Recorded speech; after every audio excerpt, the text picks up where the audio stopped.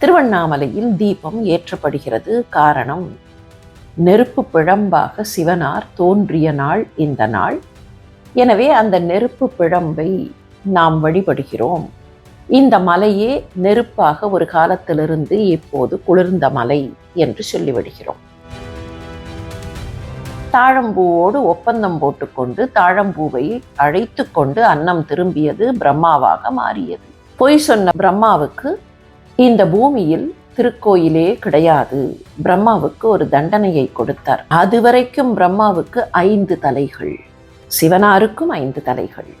ஆனால் பொய் சொன்னதற்காக ஒரு தலையை அப்படி கிள்ளினாராம். அன்றிலிருந்து பிரம்மாவுக்கு 4 தலைகள், சதுர்முக பிரம்மா ஆனார். தாழம்பூ தன்னுடைய பூஜைக்கு ஆகாது. எந்த தாழம்பூ பொய் சாட்சியாக இருந்ததோ, அபெக்டார் டு அ கிரைம் என்பார்களே, அப்படி தவறுக்கு உடந்தையாக உடன் போன அந்த தாழம்பூ தன்னுடைய பூஜைக்கு ஆகாது என்று சிவபெருமான் ஒதுக்கி வைத்தார். சரியாக 2-2.5 நிமிடங்களுக்கு முன்னால் அண்ணாமலையாருடைய சந்நிதி இருக்கிறது இல்லையா, அந்த சந்நிதிக்கு நேர் பின்னால் லிங்கோத்பவர் என்று சொல்லுகிறோமே, அந்த லிங்கோத்பவர் இருக்கக்கூடிய அந்த இடத்தில் வேணுகோபாலன் சந்நிதி இருக்கிறது. அந்த வேணுகோபாலன் சந்நிதியில் பார்த்தால் அர்த்தநாரீஸ்வர பெருமான் எழுந்தருளி இருப்பார். அர்த்தநாரீஸ்வர பெருமான் இங்கே வந்தவுடன் எப்போது மலை உச்சியில் தீபம் ஏற்றப்படுகிறதோ அதே நேரத்தில் இங்கேயும் கீழேயும் திருக்கோயில் அகண்ட தீபத்தை ஏற்றுவார்கள். ஒரு நாள் முன்னே பின்னே பௌர்ணமி வரலாம். ஏனென்றால் 60 நாழிகை கணக்கில் இந்த 60 நாழிகை அந்த 60 நாழிகை ஒன்றுக்கொன்று கொஞ்சம் பெர்மிட்டேஷன் காம்பினேஷன் மாறி போகலாம். ஆனால் திருவண்ணாமலை தீபத்தை பொறுத்தவரையில் அம்மையும் அப்பனும் ஒன்று கலந்த அந்த தருணம் இருக்கிறதே, அதுதான் தீபத்திற்கான காரணம். திருவண்ணாமலை என்று சொல்லுகிறோமே, மலை தீபத்தன்று மாத்திரம் அல்ல, மற்ற நாட்களிலே கூட அந்த அண்ணாமலையாரை அணுக முடியும் என்று காட்டுவதை போல எத்தனை பேர் மலை மீதே ஏறி போகிறார். அணுக்கமாகத்தானே இருக்கிறார். அவருடைய அன்பையும் அருளையும் நமக்கு காட்டுகிற திருநாள் கார்த்திகை தீபத் திருநாள்.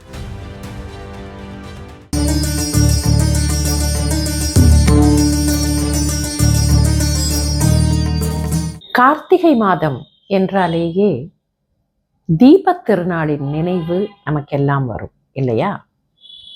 கார்த்திகையில்தான் தீபோத்சவம், திருவண்ணாமலை தீபம், சர்வாலய தீபம் இவையெல்லாம் கொண்டாடப்படுகின்றன. திருவண்ணாமலை தீபத் திருநாளுக்கான கதை நமக்கெல்லாம் தெரியும். கொஞ்சம் நினைவுபடுத்திக் கொள்ளலாமா? 2 பேருக்கிடையிலே சண்டை, வாய்ச்சண்டை என்றே வைத்துக் கொள்வோம். நீ பெரியவனா நான் பெரியவனா என்று ஒரு போராட்டம். போராடியவர்கள் 2 யார்? ஒருவர் திருமால், இன்னொருவர் பிரம்மா.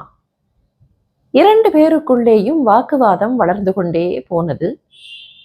ஏதேதோ காரணங்களை காட்டி ஏதேதோ விஷயங்களை சொல்லி 2 பேரும் தாம் பெரியவர் என்று நிரூபிப்பதற்கு முயன்று கொண்டிருந்தார். இந்த நிலையில் திடீரென்று 2 பேரும் நின்ற இடத்தில் அந்த 2 பேருக்கும் இடையில், எக்ஸாக்ட்லி இப்படி நின்றால் இடையில் என்று சொல்ல வேண்டிய அவசியமில்லை, 2 பேர் நின்று வாக்குவாதம் செய்கிறார்கள் என்றால் அவர்களுக்கு இடையில் அவர்கள் கண்களுக்கு புலனாகும்படியாக நெருப்பு பிழம்பொன்று தோன்றியது. நெருப்பு என்றாலேயே வெப்பம் வீசும் இல்லையா? அதுவும் கண்ணை பறிக்கும் பளபளப்பு. இந்த நெருப்பு பிழம்பு வளர்ந்து கொண்டே போயிற்று. மேலேயும் வளர்ந்தது, கீழேயும் வளர்ந்தது. 2 பேரும் தங்களுடைய வாக்குவாதத்தை நிறுத்திவிட்டு அந்த பிழம்பை பார்த்தார்கள். இப்போது இவர்களுடைய போராட்டத்தின் திசை மாறியது. போராட்டம் விடுபடவில்லை, போராட்டத்தினுடைய திசை மாறியது. 2 பேரும் இவ்வளவு நேரம் தங்களை தாங்கள் பெரியவர்கள் என்று நிரூபித்துக் கொள்வதற்காக சொல்லிக் கொண்டிருந்த விஷயங்களை எல்லாம் விட்டார்கள். இதோ பார், இங்கே ஒரு நெருப்பு. இந்த நெருப்பின் ஒரு நுனியை ஒருவர் தேடுவோம். இன்னொரு நுனியை இன்னொருவர் தேடுவோம்.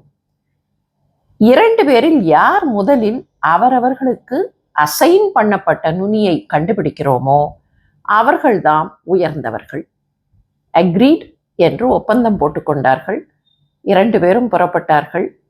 ஒருவர் அன்னமாக மாறினார், பறந்து பறந்து பறந்து மேலே போனார். இன்னொருவர் வராகமாக மாறினார், குடைந்து குடைந்து குடைந்து குடைந்து கீழே போனார். 2 பேராலேயும் கண்டுபிடிக்க முடியவில்லை என்று இந்த கதையை பட்டென்று முடித்து விடுவோம். சரி, அதற்கு பின்னர் கண்டுபிடிக்க முடியவில்லை. 2 பேரும் திரும்பி வந்தார்கள், தவித்தார்கள்.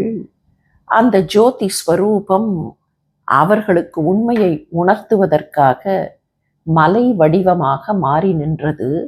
அதுதான் திருவண்ணாமலை என்று சொல்லி அதற்கு அடுத்த படியையும் சற்று வேகமாகவே முடித்து விடுவோம். திருவண்ணாமலையில் தீபம் ஏற்றப்படுகிறது. காரணம், நெருப்பு பிழம்பாக சிவனார் தோன்றிய நாள் இந்த நாள். எனவே அந்த நெருப்பு பிழம்பை நாம் வழிபடுகிறோம். இந்த மலையே நெருப்பாக ஒரு காலத்திலிருந்து இப்போது குளிர்ந்த மலை என்று சொல்லிவிடுகிறோம். இதெல்லாம் சரிதான், இந்த கதையெல்லாம் சரிதான், இந்த கதைக்கு தொடர்பாக இருக்கிற விஷயங்களும் சரிதான். ஆனால் இந்த கதையை இன்னும் கொஞ்சம் உன்னிப்பாக பார்க்கலாமா?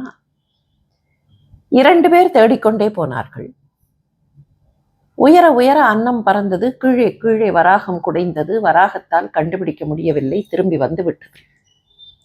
மேலே போன அன்னம் என்ன செய்தது? அன்னம் அப்படி பறந்து போகும்போது மேலே இருந்து ஒரு தாழம்பூ வந்து கொண்டிருந்தது. தாழம்பூவை சந்தித்த அன்னம் கேட்டது, நீ எங்கே இருந்து வருகிறாய்? நான் பரம்பொருளின் திருமுடியிலே இருந்து வருகிறேன். எப்போது புறப்பட்டாய்? எதிரில் பார்க்கக்கூடிய ஒருவர் நாம் போக வேண்டிய இடத்திலே இருந்து வருகிறார் என்றால் எவ்வளவு டிஸ்டன்ஸ் என்று கேட்போம் இல்லையா? How long will it take என்று கேட்போம் இல்லையா? அதே போல அன்னம் கேட்டது, தாழம்பூ சொன்னது, நான் யுக யுகாந்திரத்திற்கு முன்னால் புறப்பட்டேன், வந்து கொண்டே இருக்கிறேன். இப்போது அன்னத்திற்கு புரிந்து விட்டது. என்ன இருந்தாலும் அன்னம் அறிவின் பிரதிநிதியான பிரம்மாவின் அன்னம் தானே. எனவே அன்னத்திற்கு புரிந்து விட்டது, அறிவு வேலை செய்தது. அவ்வளவு தூரத்திலிருந்து வந்து கொண்டே இருக்கிறேன் என்று இந்த தாழம்பூ சொன்னால் நாம் அந்த இடத்தை போய் சேருவது என்பது சுலபத்தில் நடக்காது.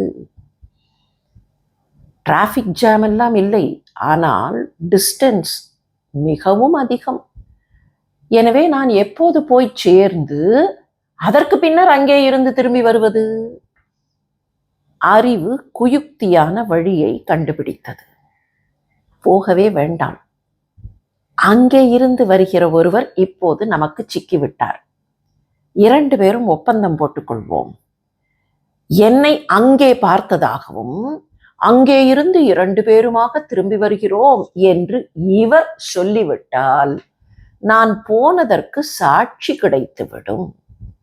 நான் போனேன் என்பதில்லை, போனதற்கு சாட்சி கிடைத்துவிடும் என்று சொல்லி தாழம்பூவோடு ஒப்பந்தம் போட்டுக்கொண்டு தாழம்பூவை அழைத்து கொண்டு அன்னம் திரும்பியது, பிரம்மாவாக மாறியது.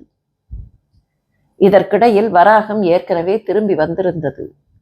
பரம்பொருளுக்கா தெரியாது யார் பொய் சொல்லுகிறார்கள், யார் உண்மை சொல்கிறார்கள் என்று? பொய் சொன்ன பிரம்மாவுக்கு இந்த பூமியில் திருக்கோயிலே கிடையாது என்று பிரம்மாவுக்கு ஒரு தண்டனையை கொடுத்தார். அது மாத்திரம் அல்ல, இன்னொன்றும் நடந்தது. பொய் சொன்ன பிரம்மா வந்து நின்றார். அதுவரைக்கும் பிரம்மாவுக்கு 5 தலைகள், சிவனாருக்கும் 5 தலைகள், பிரம்மாவுக்கும் 5 தலைகள். ஆனால் பொய் சொன்னதற்காக ஒரு தலையை அப்படி கிள்ளினாராம். அன்றிலிருந்து பிரம்மாவுக்கு 4 தலைகள், சதுர்முக பிரம்மா ஆனார். தலையே போகுமா என்று கேட்கிறோம், தலை போனது. தாழம்பூ தன்னுடைய பூஜைக்கு ஆகாது. எந்த தாழம்பூ பொய் சாட்சியாக இருந்ததோ, தவறு செய்யவில்லை என்றாலும் பொய்யாக சாட்சி சொல் என்று சொன்னபோது அந்த தாழம்பூ ஒத்துக்கொண்டதா இல்லையா?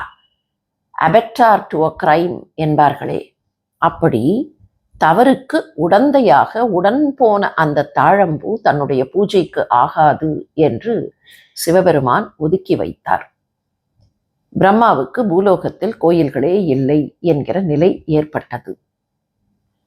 இதற்கு பின்னர் தன்னால் காண முடியவில்லை என்பதை நேர்மையாக ஒப்புக்கொண்ட திருமால் வந்து நின்றார். அந்த திருமால் கேட்டுக்கொண்டாராம், என்னால் அந்த திருவடியை காண முடியவில்லை, ஆனால் தாங்கள் இங்கே எழுந்தருள வேண்டும் என்று கேட்டுக்கொள்ள, வராகத்தால் காண முடியாத திருவடியை காணும்படியாக, திருமுடியையும் காணும்படியாக, மலை உச்சியும் தெரியும்படியாக, மலை அடிவாரமும் தெரியும்படியாக மலையாக உருமாறி நின்றார் என்று புராணம் சொல்கிறது. இந்த கதையில் என்ன தாத்பரியம்? எல்லாம் அந்த சர்வேஸ்வரன் தான், பரம்பொருள்தான் என்பது ஒரு பக்கம். இன்னொரு பக்கத்தில் நம்மை அந்த இடத்திலே கொண்டு போய் நிறுத்தி பொருத்தி பார்க்கலாமா? ஒரு பழமொழி உண்டு, ஊர் ரெண்டு பட்டால் கூத்தாடிக்கு கொண்டாட்டம்.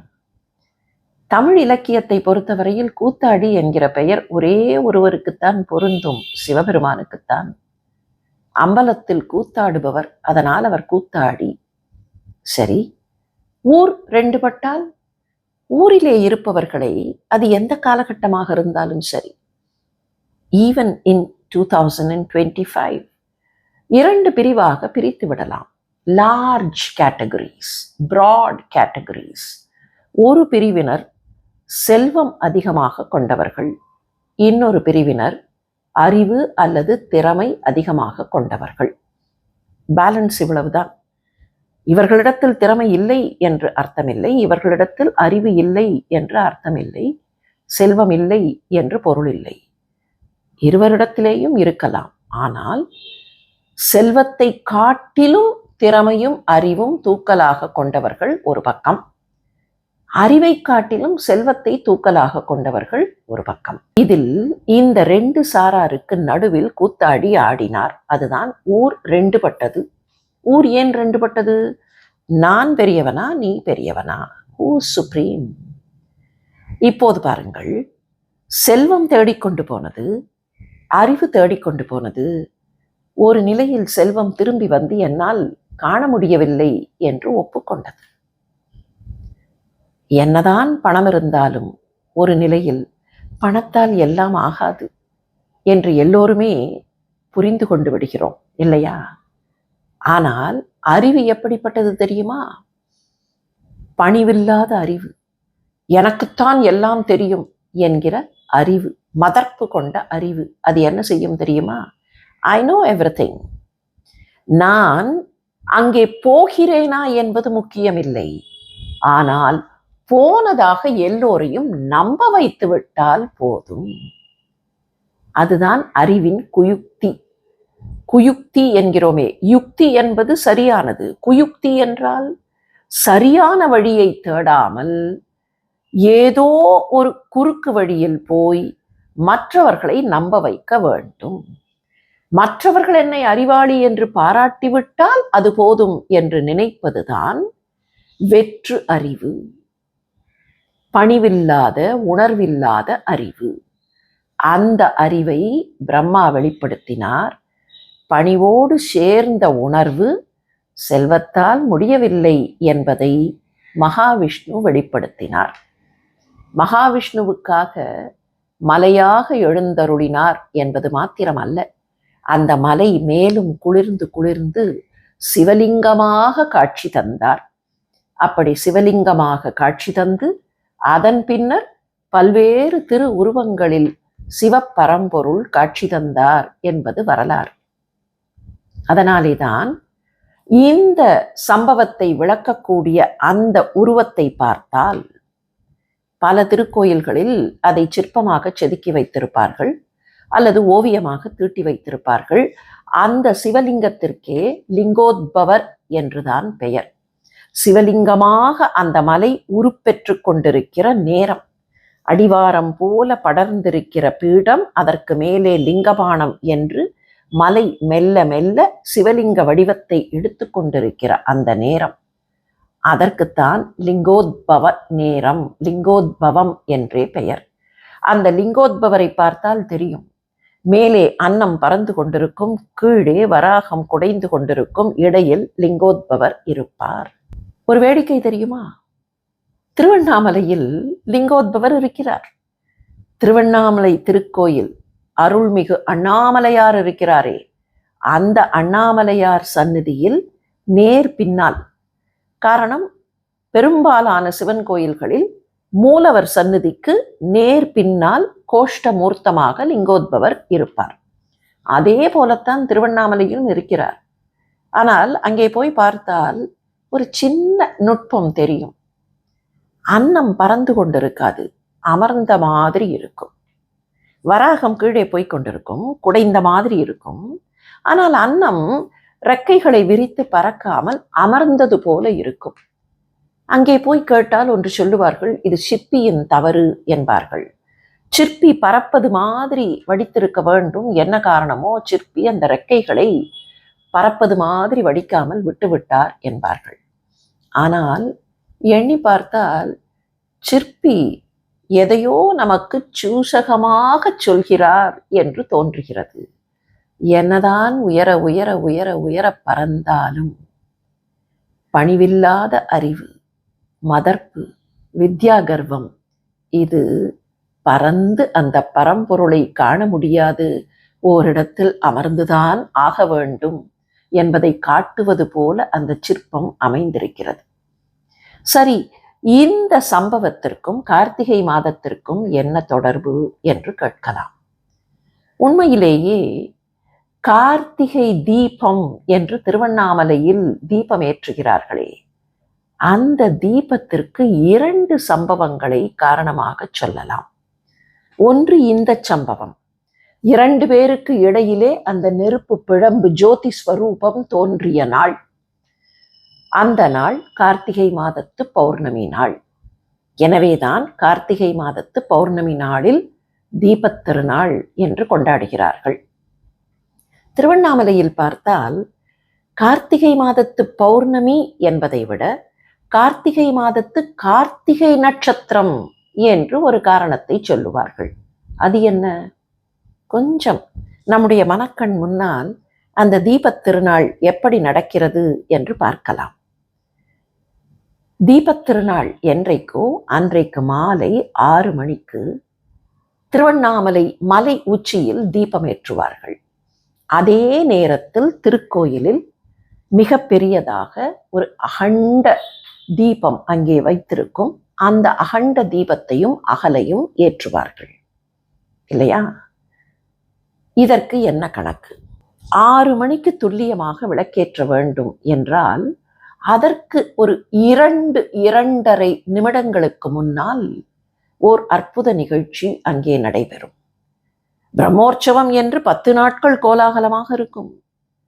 அன்றைக்கும் கூட கோலாகலமாக இருக்கும். மக்களெல்லாம் காலையிலிருந்து காத்திருப்பார்கள் மாலை அந்த தீபத்தை தரிசிப்பதற்காக.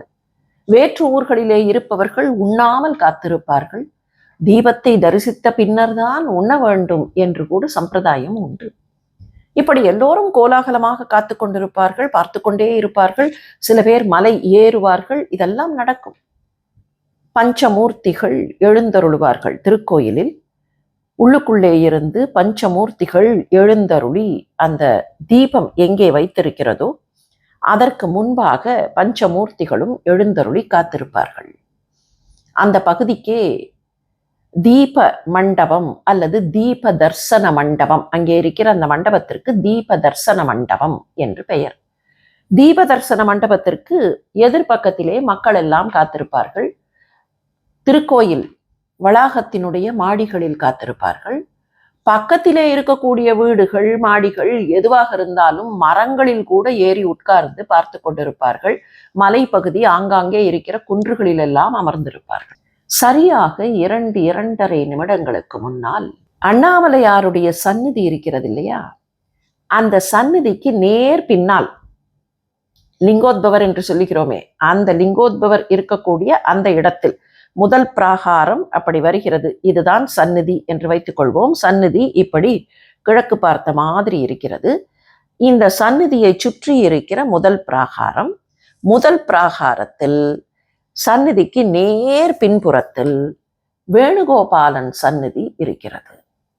ஸ்ரீ வேணுகோபாலனாக புல்லாங்குழலை இசைத்து கொண்டு கிருஷ்ண பரமாத்மா நிற்பார். அந்த வேணுகோபாலன் சந்நிதியில் பார்த்தால் அர்த்தநாரீஸ்வர பெருமான் எழுந்தருளி இருப்பார். எல்லா நாட்களும் தான். ஆனால் அந்த குறிப்பிட்ட நாளில் அலங்காரம் செய்யப்பட்டிருக்கிற அர்த்தநாரீஸ்வர பெருமான், அந்த அர்த்தநாரீஸ்வர பெருமானை சந்நிதியிலே இருந்து எழுந்தருளச் செய்வார்கள். அவரை அங்கே இருந்து அப்படி மெல்ல அழைத்து கொண்டு வருவார்கள். அவரை அப்படி தோளில் சுமந்து கொண்டு வருவார்கள். அர்த்தநாரீஸ்வர பெருமான் எழுந்தருளுவார். எண்ணி பாருங்கள், அவர் இருக்கிற சந்நிதி வேணுகோபாலன் சந்நிதி. அந்த வேணுகோபாலன் சந்நிதியிலே இருந்து புறப்பட்டு அவர் அப்படி வரும்போது வடக்கு பிராகாரத்தில் வருவார். இது கிழக்கு சந்நிதி. இப்படி பார்த்து கொண்டிருக்கிறது அண்ணாமலையார் சந்நிதி. இது தெற்கு பிராகாரம், இது மேற்கு பிராகாரம். மேற்கு பிராகாரத்திலிருந்து புறப்படுகிற அர்த்தநாரீஸ்வர பெருமான் வடக்கு பிராகாரத்தில் வரும்போது வடக்கு வாசல் இருக்கிறதே, அந்த பிராகாரத்தினுடைய வடக்கு வாசல், அதற்குத்தான் வைகுந்த வாசல் என்று பெயர். அந்த வைகுந்த வாசல் ஏற்கனவே திறக்கப்பட்டிருக்கும். வைகுந்த வாசல் பக்கத்தில் அர்த்தநாரீஸ்வர பெருமான் வந்தவுடன் வெடிச்சத்தம், அங்கே வெடி வெடிப்பார்கள். பக்கத்தில் அந்த வாசலுக்கு பக்கத்தில் பெரிய வெடி வெடிப்பார்கள். அந்த சத்தம் எல்லா இடத்திற்கும் எதிரொலிக்கும். அதே நேரத்தில் இங்கே ஒரு தீப்பந்தத்தை வைத்து சமிக்ஞை செய்வார்கள். இந்த சமிக்ஞையை மலை உச்சியில் தீபம் ஏற்றுவதற்காக காத்து கொண்டிருக்கக்கூடியவர்கள் மிக பெரிய அந்த தீபத்தை வைத்துக்கொண்டு தீபம் ஏற்றுவதற்காக காத்து கொண்டிருப்பவர்கள் பார்ப்பார்கள். அவர்களுக்கு சமிக்ஞை அளிக்கப்பட்டு விட்டது. தீபம் இன்னும் 2 நிமிடங்களுக்குள் ஏற்றப்பட வேண்டும். அவர்கள் ஆயத்தமாகி விடுவார்கள். என்னென்ன செய்ய வேண்டுமோ அந்த நேரத்தில் செய்வது, அந்த திரியை சரிபார்ப்பது, இதெல்லாம் அவர்கள் செய்து அவர்கள் தீபம் ஏற்றும் போது அர்த்தநாரீஸ்வர பெருமான் இங்கே சந்நிதிக்கு நேர் முன்பாக வந்து விடுவார் தீப தரிசன மண்டபத்திற்கு. அர்த்தநாரீஸ்வர பெருமான் இங்கே வந்தவுடன் எப்போது மலை உச்சியில் தீபம் ஏற்றப்படுகிறதோ அதே நேரத்தில் இங்கேயும் கீழேயும் திருக்கோயில் அகண்ட தீபத்தை ஏற்றுவார்கள். அர்த்தநாரீஸ்வர பெருமான் வந்து சேருவதும் மலை தீபம் ஏற்றப்படுவதும் திருக்கோயில் அகண்ட தீபம் ஏற்றப்படுவதும் சைமல்டேனியஸாக நடக்கும். எல்லோரும் ஹரஹரா ஹரஹரா, ஆஹா அண்ணாமலைக்கு அரோகரா என்று அந்த ஆனந்த காட்சியில் மெய் சிலிர்த்து அந்த ஒளியை தரிசிப்பார்கள். அர்த்தநாரீஸ்வர பெருமான் என்ன செய்வார் தெரியுமா? வந்த வேகத்திலேயே யதாஸ்தானத்திற்கு திரும்பி இருப்பார். அவர் அங்கே நிற்க மாட்டார். யதாஸ்தானத்திற்கு அவர் திரும்பி வந்து விடுவார். அர்த்தநாரீஸ்வர பெருமானை திருவண்ணாமலையில் இந்த ஒரு நாளில் மாத்திரம்தான் சந்நிதியை விட்டு வெளியில் வந்து காட்சி கொடுப்பதை தரிசிக்க முடியும். மற்ற நாட்களிலெல்லாம் அவர் யதாஸ்தானத்தில் தான் இருப்பார். இதற்கு என்ன பொருள்? அம்பிகை சிவனாருடைய கண்களை பொத்தினாள் கைலாயத்தில். பிரபஞ்சம் இருள் சூழ்ந்தது. அதற்கு பரிகாரம் தேடுவதற்காக பூமிக்கு வந்தாள். பூமியில் தவம் செய்தாள். மாங்காட்டில் தவம் செய்தாள். அதன் பின்னர் காஞ்சிபுரத்தில் தவம் செய்தாள். காஞ்சிபுரத்தில் தழுவக் குழைந்த நாதராக அவரை ஆலிங்கனம் செய்து அவரோடு ஐக்கியமானாள். ஆனாலும் கூட அவளுக்கு ஒரு சின்ன குறை இருந்தது. 2 பேரும் தனித்தனியாக தனித்தனி வடிவங்களில் இருப்பதனால்தான் பிரிங்கி முனிவர் போன்றவர்கள் இடையில் புகுந்து விடுகிறார்கள். எனக்கு அப்படி வேண்டாம், நான் உங்களோடையே ஐக்கியமாக இருக்க வேண்டும், என்ன செய்வது என்று கேட்டாளாம். கவலைப்படாதே, திருவண்ணாமலைக்கு போய் தவம் செய், நான் வந்து அங்கே உன்னை ஏற்றுக்கொள்கிறேன் என்று சொல்ல, திருவண்ணாமலைக்கு தன்னுடைய அம்சமான காளி தேவியை தனக்கு சேடிப்பெண்ணாக அழைத்து கொண்டு அம்பிகை வந்து தவம் செய்தாள் என்று வரலாறு. அப்படி தவம் செய்த நாளில் சிவபரம்பொருள் அவள் தவம் செய்த இடத்திற்கு பிரத்யட்சமாக தோன்றி அவளை தன்னோடு ஏற்று ஆலிங்கனம் செய்து வாமபாகத்திற்கு உரியவளாக இடபாகத்திற்கு உரியவளாக ஆக்கி கொண்டார். இறைவனும் இறைவியும் ஒன்று கலந்த நாள். இது எப்போது நடந்தது என்றால் கார்த்திகை மாதத்து கார்த்திகை நட்சத்திர வேளையில் நடந்தது. நமக்கு தெரியும் ஒவ்வொரு மாதத்திற்கும் எப்படி பெயர் சூட்டப்படுகிறது என்றால் அந்த மாதத்தில் சந்திரன் எந்த நட்சத்திரத்தோடு இணைகிறதோ அந்த நட்சத்திரத்தின் பெயர்தான் அந்த மாதத்தின் பெயராக மாறும். சித்திரை மாதத்தில் சித்திரை பௌர்ணமி என்கிறோமே, சித்திரை நட்சத்திரத்தில் பௌர்ணமி சேரும். கார்த்திகை மாதத்தில் கார்த்திகை நட்சத்திரத்தில் பௌர்ணமி சேரும். ஆனால் பௌர்ணமி சேருகிறது என்பதற்காக அப்படியே ஒட்டி கொண்டிருக்கும் என்று சொல்ல முடியாது. ஒரு நாள் முன்னே பின்னே பௌர்ணமி வரலாம். ஏனென்றால் 60 நாழிகை கணக்கில் இந்த 60 நாழிகை அந்த 60 நாழிகை ஒன்றுக்கொன்று கொஞ்சம் பெர்மிட்டேஷன் காம்பினேஷன் மாறி போகலாம். ஆனால் திருவண்ணாமலை தீபத்தை பொறுத்தவரையில் அம்மையும் அப்பனும் ஒன்று கலந்த அந்த தருணம் இருக்கிறதே, அதுதான் தீபத்திற்கான காரணம். அது ஞானம் இல்லையா? சிவனும் சக்தியும் ஞான வெளிச்சத்தை நல்கக்கூடிய அந்த அருள் பிரகாசம் இல்லையா? அப்படிப்பட்ட அருள் பிரகாசம் தோன்றிய நேரம் என்பதனால் கார்த்திகை மாதத்தில் மாலை 6 மணிக்கு கார்த்திகை நட்சத்திரம் இருக்கிற நாளைத்தான் திருவண்ணாமலை தீபத் திருநாளாக கொண்டாடுவார்கள். மற்ற கோயில்களில் கூட பௌர்ணமியை கணக்கு வைத்து சர்வாலய தீபம் என்று அங்கே எல்லாம் ஏற்றுவார்கள். ஆனால் திருவண்ணாமலையில் கார்த்திகை இருக்க வேண்டும். இந்த கார்த்திகை தீபம் மாலையில் 6 மணிக்கு ஏற்றப்படுகிறது என்றால் அன்றைக்கு அதிகாலையில் அநேகமாக பரணி நட்சத்திரம் இருக்கும். அந்த நேரத்தில் திருக்கோயிலில் பரணி தீபம் ஏற்றுவார்கள். அது என்ன பரணி தீபம்? அண்ணாமலையாருடைய சந்நிதியில் முதலில் கற்பூர தீபம் ஏற்றுவார்கள். அந்த கற்பூர தீபத்திலே இருந்து, அந்த சுடரிலே இருந்து 5 மடக்குகள், 5 விளக்கு மடக்குகள் வைத்திருப்பார்கள். அந்த 5 மடக்குகளிலேயும் நெய் ஊற்றி நெய் தீபங்களாக ஆயத்தமாக வைத்திருப்பார்கள்.